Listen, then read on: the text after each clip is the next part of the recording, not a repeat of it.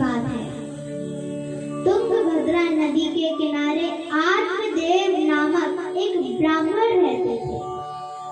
खूब धनवान, भगवान की बहुत भक्ति करते, पूजा पाठ करते, सारे सुख थे उनके पास, सिवाय एक के कि उनको कोई संतान नहीं थी।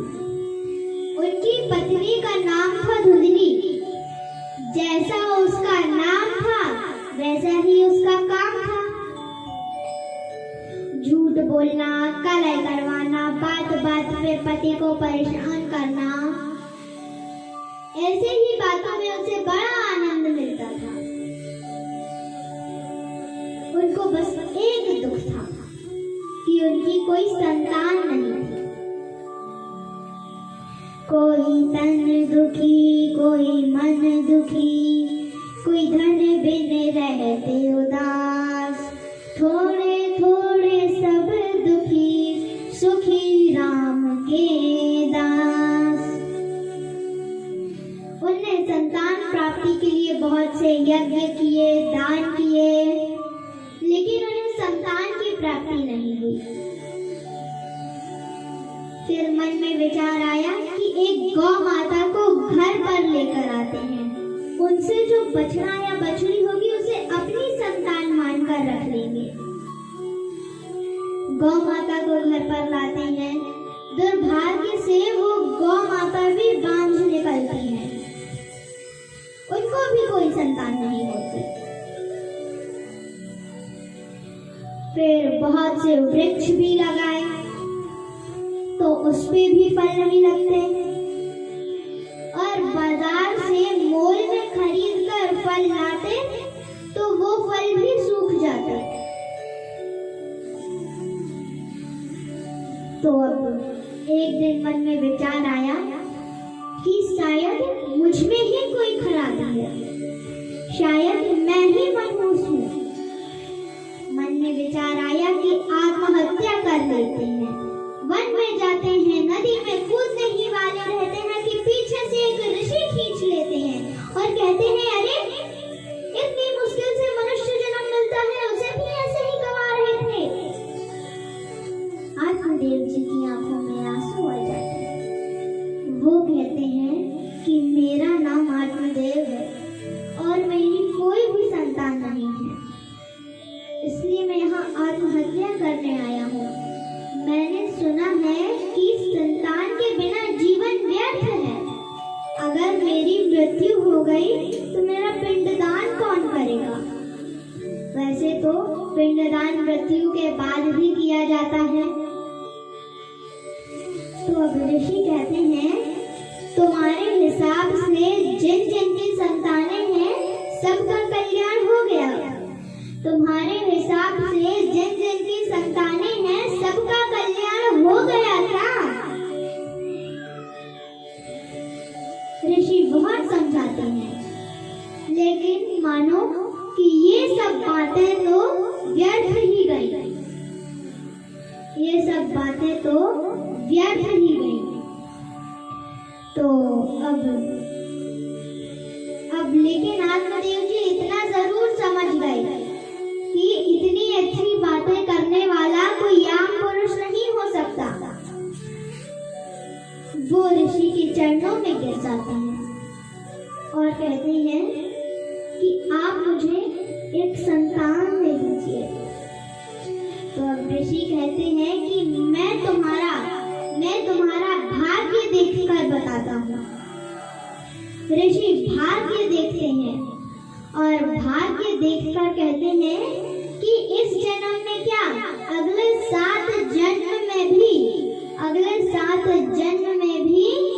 तुम्हारे भाग्य में संतान नहीं लिखी है।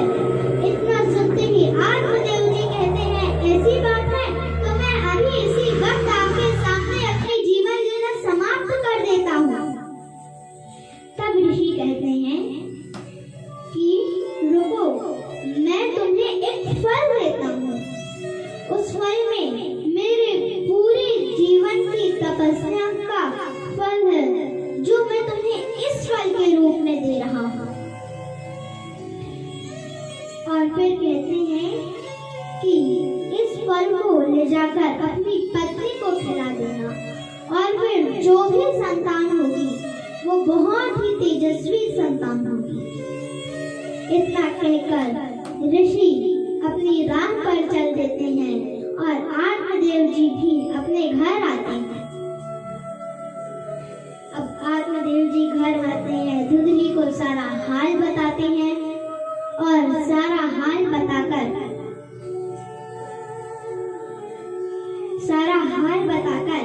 उस फल को देते हुए कहते हैं कि इस फल को तुम खा लेना। इतना कहकर आत्मदेव जी चले जाते हैं। अब आत्मदेव जी चले गए तो अब धुंधली ने उस फल को एक किनारे रख दिया। अब किनारे रख दिया और अब वो सोचने लगी कि अगर मैं इस फल को खा लूं तो क्या हो जाएगा। फिर उसने सोचा चलो अगर मैं गर्भवती हो भी गई तो 9 महीने तक तो आना जाना बंद, क्योंकि अब वो कहीं भी जाती थी तो कलह करवाती थी। अब कलह में तो मारपीट भी हो जाए। इतनी मुश्किल से तो आत्मदेव जी को खुशी मिलेगी, तो वैसे ही कहीं नहीं जाने देंगे कि चोट लग गई, धक्का लग गया, मेरे बच्चे को कुछ हो जाएगा। तो ऐसे ही आना जाना बंद। उसने सोचा चलो अगर वो भी सह लिया तो जो 9 महीने बाद जब संतान आने की बारी रहती है तब जो असहनीय पीड़ा होती है वो कौन सहे, मेरे से तो ना हो पाएगा। फिर उसने सोचा चलो अगर वो भी सह लिया तो जब तक संतान 4-5 साल की नहीं हो जाती उसी के पीछे लगे रहो, मेरे से तो ना हो पाएगा। फिर इतने में धुंधली की बहन का आना होता है। धुंधली की बहन की बहुत सी संतानें थी, लेकिन उसके पास धन की थोड़ी कमी थी। तो धन की कमी थी तो अब आती है। फिर धुंधली सारा हाल बताती है अपनी बहन को। अब अपनी बहन को सारा हाल बताया तो उसकी बहन कहती है कि देखो तुम्हारे पास धन की कमी नहीं और मेरे पास संतानों की कमी नहीं, और मैं अभी 1 महीने के गर्भ से हूँ। तो तुम आत्मदेव को कह देना कि मैंने वो फल खा लिया और मैं गर्भवती हो गई, लेकिन मैं अपनी संतान अपनी बहन के घर पैदा करूंगी। तो जो मुझे संतान होगी वो मैं तुम्हें दे दूंगी और उसके बदले में तुम मुझे बहुत से पैसे दे देना। फिर धुंधली कहती है अच्छी बात है, लेकिन अब इस फल का क्या करें। तो धुंधली की बहन कहती है कि इस फल को गौ माता की टोकरी में डाल दो, वो गौ माता ही खा लेगी। फिर आत्मदेव जी आते हैं। अब आत्मदेव जी आए तो अब धुंधली ने सारा हाल बताया और फिर अब वो अपनी बहन के घर चली गई। इधर गौ माता भी गर्भवती होती है। 9 महीने बाद दोनों को संतानें होती हैं। यहाँ पर गौ माता को संतान होती है और धुंधली तो अपनी बहन की संतान लेके आ जाती है। तो अब गौ माता को कैसी संतान होती है कि शरीर मनुष्य का और कान गाय के। तो जो गौ माता से संतान होती है उनका नाम रखा जाता है गौकर्ण। और जो धुंधली से संतान होती है तो धुंधली ने सोचा मेरा नाम धुंधली, तब मेरे पुत्र का नाम धुंधकारी। तब उसने अपने पुत्र का नाम धुंधकारी रख दिया। अब दोनों ही बच्चे धीरे धीरे बड़े होते गए तो गोकर्ण जी सर्वगुण संपन्न थे और धुंधकारी उल्टा सर्व अवगुण संपन्न था। धुंधकारी ऐसा कोई एक अवगुण नहीं था जो धुंधकारी में ना हो। झूठ बोलना, मदिरा पान करना, गलत स्त्रियों का संग करना, हर एक अवगुण उसमें था। फिर अब धीरे धीरे और बड़े होते गए तो अब गोकर्ण जी को और शिक्षा प्राप्त करनी थी, उनकी और शिक्षा प्राप्त करने का मन था। तो वो आत्मदेव जी से कहते हैं कि पिताजी, अब दोनों बच्चे बड़े हो गए हैं, समझदार हो गए हैं, तो अब आप भी वन के लिए निकल जाइए और मुझे और शिक्षा प्राप्त करनी है, इसलिए मैं तो गुरुकुल जाऊंगा। पहले के जमाने में गुरुकुल होते थे और आजकल के जमाने में बोर्डिंग स्कूल होते हैं। जब बच्चे बड़े हो जाते हैं तब जाते हैं गांव से बाहर, शहर से बाहर, जब और एजुकेशन प्राप्त करनी रहती है तो बोर्डिंग स्कूल में भी अपना काम खुद ही करना पड़ता था और गुरुकुल में भी अपना काम खुद ही करना पड़ता था। चीजें वही रहती हैं, नाम बदल जाते हैं। फिर अब आत्मदेव जी वन में भगवान की भक्ति के लिए निकल जाते हैं और धुंधली नहीं जाती, वो कहती है कि मैं अपने पुत्र धुंधकारी के साथ रहूंगी। तब गोकर्ण जी भी गुरुकुल चले गए। तो अब एक दिन धुंधकारी के पास मदिरा पान करने के लिए पैसे खत्म हो गए। तो पैसे खत्म हो गए तब वो अपनी माँ से मांगने जाता है तो माँ ने भी कह दिया कि घर में धन खत्म हो गया है। अब एक दिन नशा करने नहीं मिला तो उसको बहुत क्रोध आया और उस क्रोध में आकर उसने अपनी माँ को ही मार डाला। अब पूरी आजादी, जो करना है करे, स्त्रियों को घर पर लेकर आता है। अब चोरियां डकैतियां बनती गई और बड़ी बड़ी चोरी करने लगा। फिर एक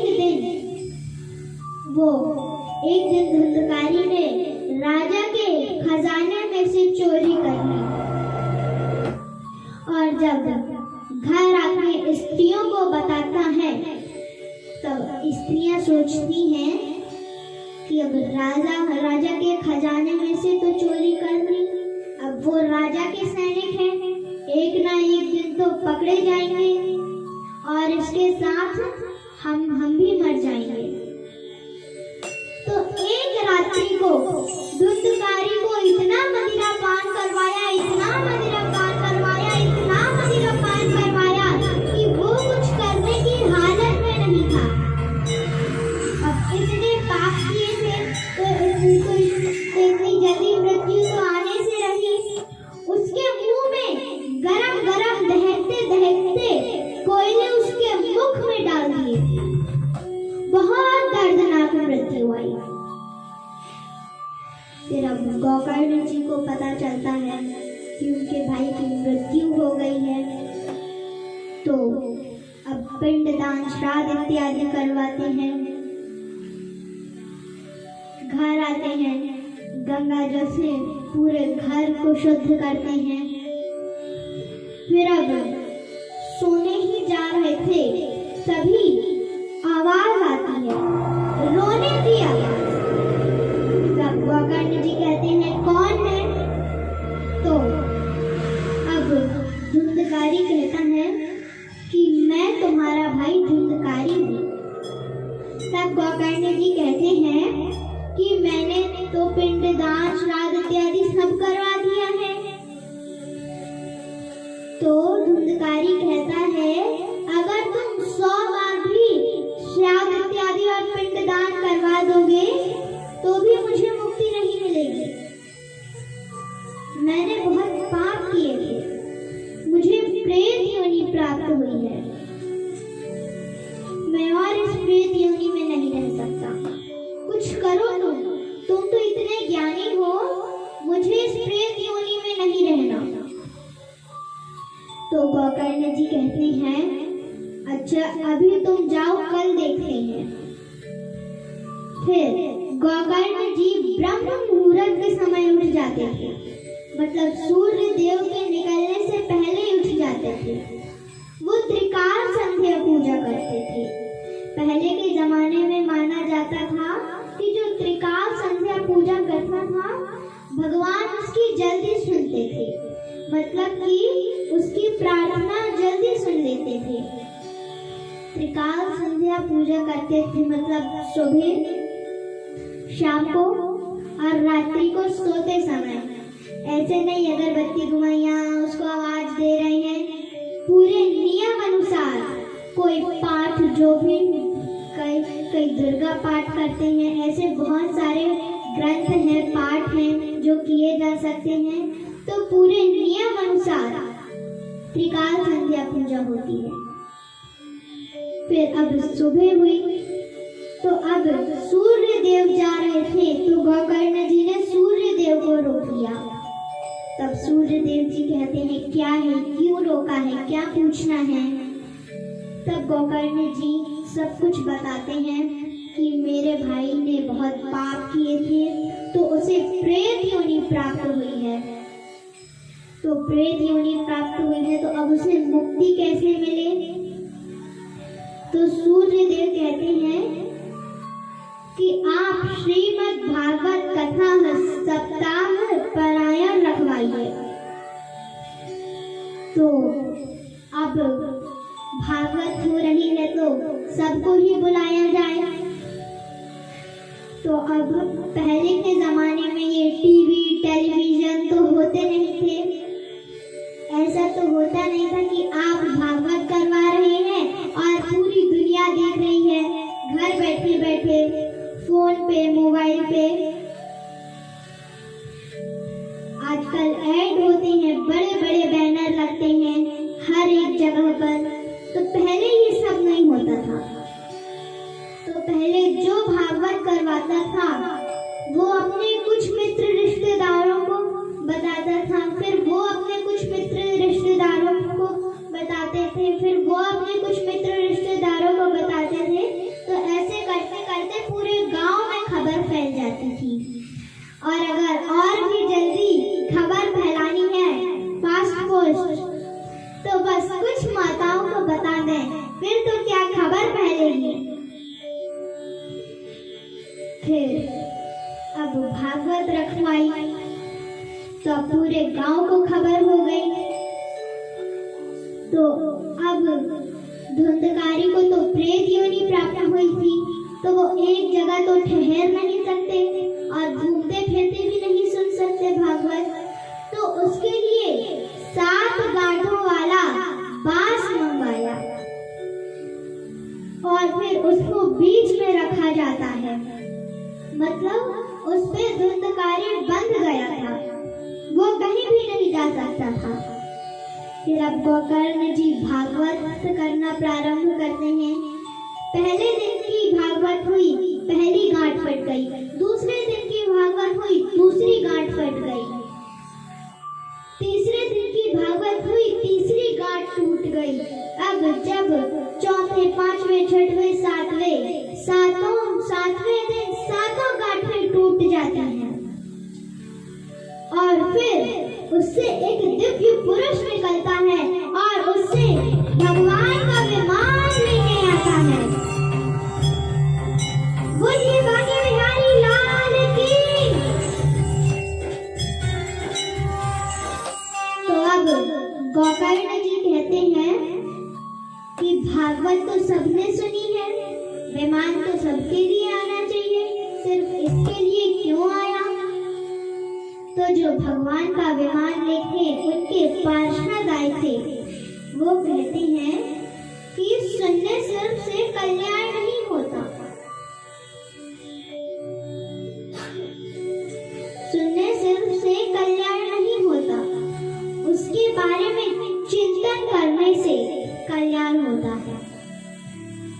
अब आप लोग 3 घंटे बाद उठेंगे, जाएंगे, अपने घर के कार्य में व्यस्त हो जाएंगे।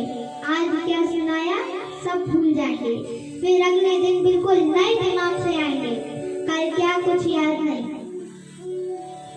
तो सुनने से इससे कल्याण नहीं होता। आप लोग तो चले जाते थे, घर के कार्यों में व्यस्त हो जाते थे, लेकिन ये तो कहीं नहीं जा सकता था ना।